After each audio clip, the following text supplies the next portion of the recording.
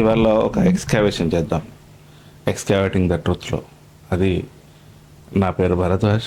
అయితే నేనేం చెప్పాలనుకుంటున్నానంటే, మనం ఎక్స్కావేషన్ అంటే ఏదో తవ్వకాలు జరుపుతున్నాం కదా భూమి మీద, విలువైన ఖనిజ లవణాల గురించి, చాలా వాటి విషయం గురించి ఎక్స్కావేషన్ చేస్తాం.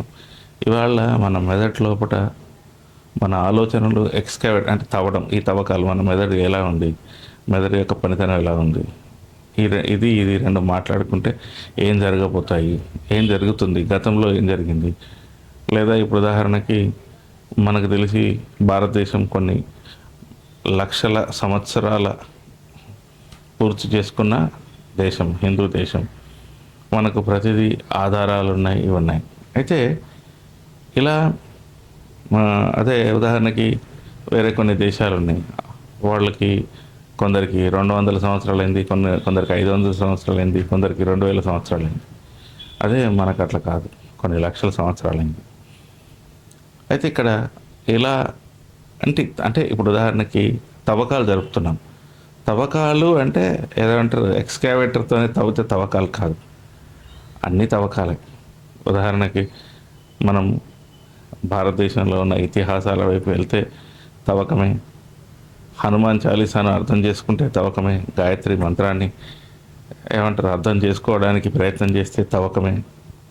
అయితే ఇలాంటి విషయాలను మనం మాట్లాడుకోబోతున్నాం ఎక్స్కావేటింగ్ ద ట్రూత్లో.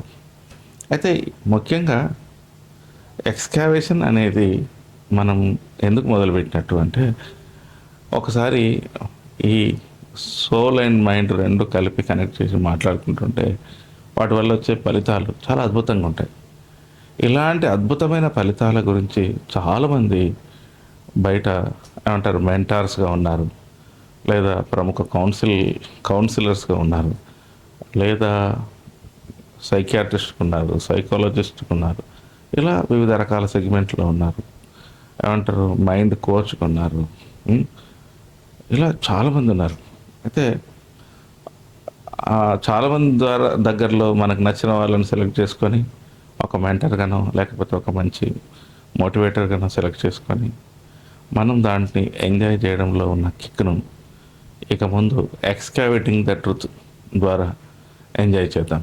నేను అది మీకు మంచి విషయాలని, మీ జీవితంలో ఉపయోగపడే విషయాలని ఇవ్వడానికి నా వంతుగా 100% ఏమంటారు అంకిత భావాన్ని, 100% విలువైన విషయాలని, నేను నేర్చుకున్న విషయాలని, నేను పంచుకున్న విషయాలని, నాతో పంచుకున్న విషయాలని ఎక్స్కావేటింగ్ ద ట్రూత్ ద్వారా పంచుకోవడానికి మీ ముందుకు వస్తున్నాను.